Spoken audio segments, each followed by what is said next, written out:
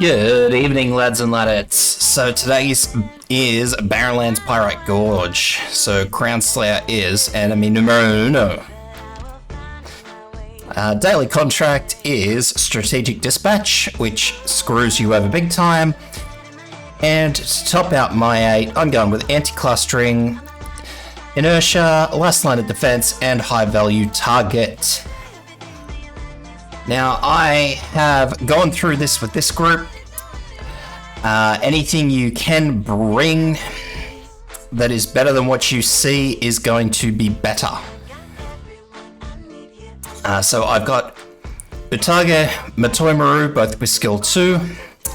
Armia, it really doesn't seem to matter because half the time with my deployment, Armia ends up stunned anyway, so use whatever skill you like. Gavial with skill 1, Mer with skill 1, Project Red with skill 1. You kinda need 2 fast redeploys here. I was juggling through the 2 of them quite significantly through this.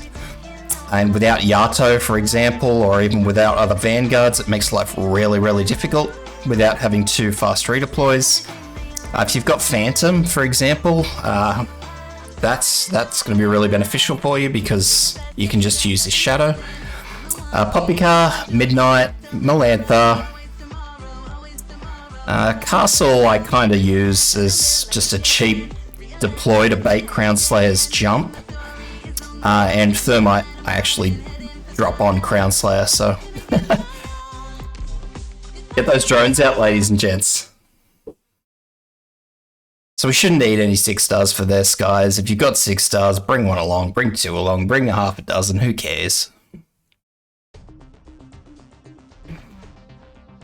So no vanguards, so we've just got to let everything just sort of run its course, and we're going to pop in Midnight, nice and early just here.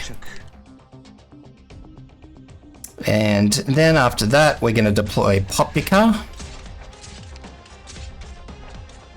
So just here.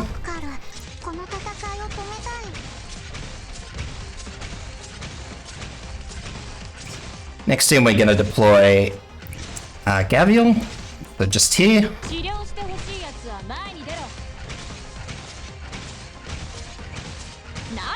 And we're not using any skills because we want to save them all as much as we can. Matoimaru here in the center.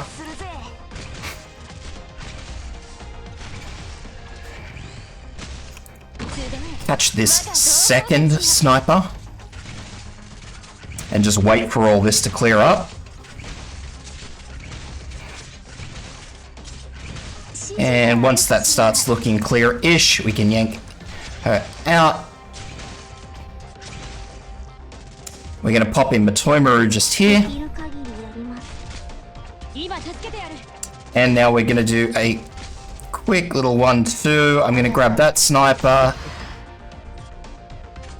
Force the jump.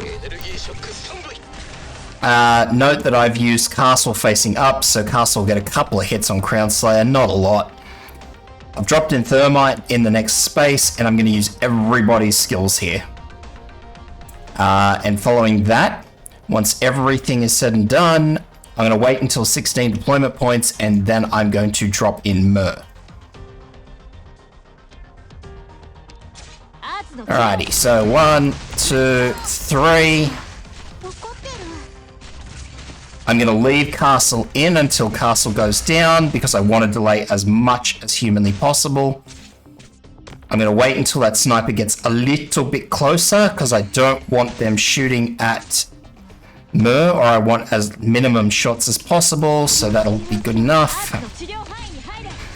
Crown Slayer may or may not die here. I've done this twice now, and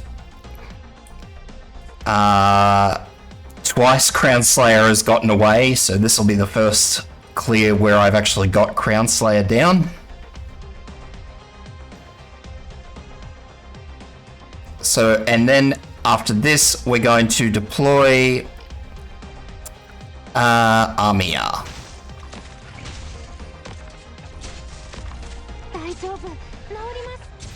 So Red's done what Red needs to do, pull out Red. Armia in.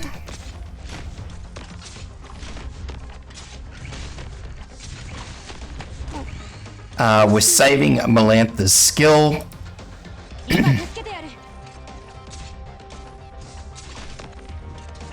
We're saving a lot of skills actually, because the next big problem we're going to have will be the wraiths. And the wraiths are what's going to cause significant issues because we've just got a whole bunch of guards and nothing to really take them down. So that's why we've got the heavy hitter Utage here.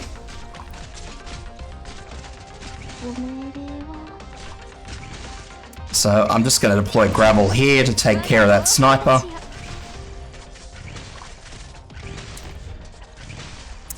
And I'm going to deploy red just here facing up because I want her to start working on these wraiths. And I don't care if she kills them or not, but I want her to do damage. That's the key thing. So we've got our first defense crusher too. So as you see, red's done that happily. So what I'm going to do now is the same thing. I'm going to deploy Utage here facing up.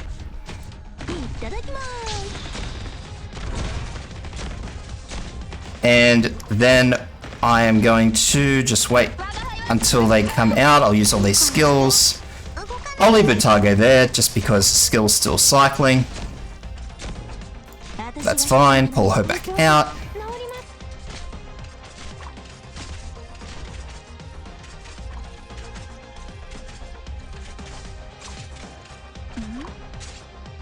So I'll pull gravel out and let that guy go through.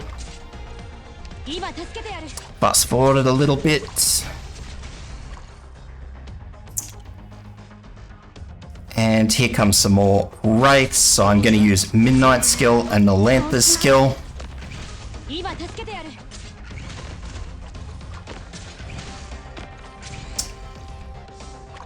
Using Melantha's skill also helps to sort of get through this defense crusher. And it's this second one, if you did not kill Crown Slayer, it's this second one you want to watch out for. Crown Slayer will come out of the exit point once this defense crusher moves through. So bear that in mind.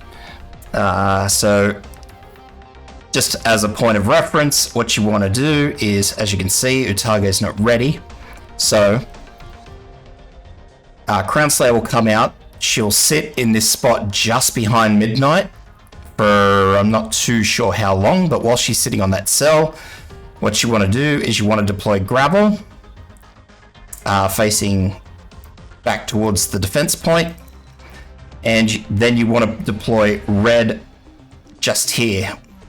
It doesn't matter which way red faces, and that should kill Crown Slayer. Because Crown Slayer, while I have said that Crown Slayer's got away, I've never actually seen Crown Slayer get away with much health at all.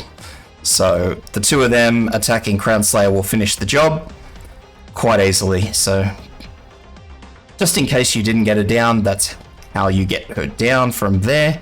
So what I'm going to do now is once again deploy gravel to delay.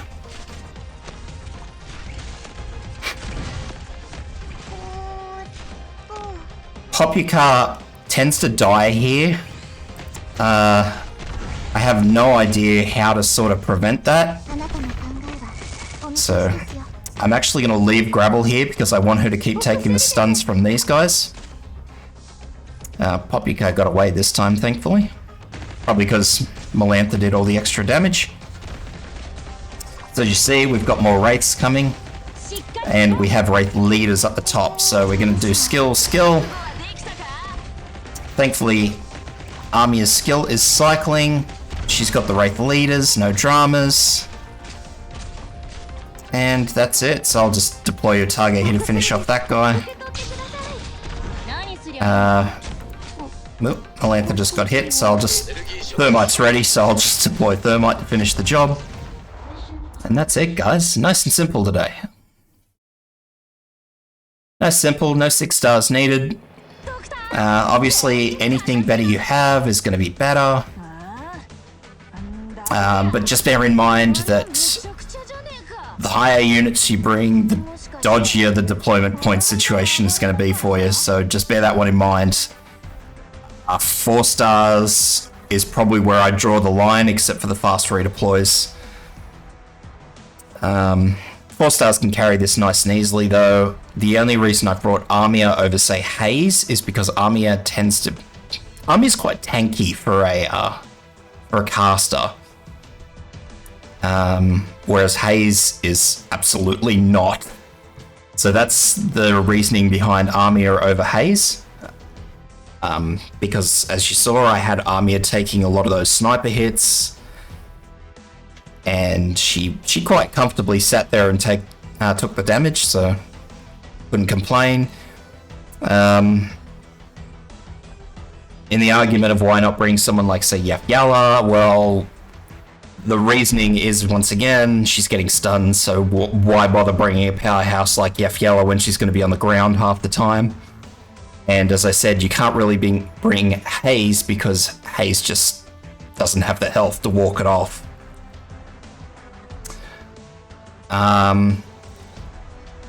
You can substitute Matoimaru for operators like... What's her name? Moose. I did have Moose in there for a little while. I swapped Melantha out for Moose for a little while. Melantha tends to be really good, so I'd certainly bring her. As far as value for money goes, you can't really go too far past Melantha.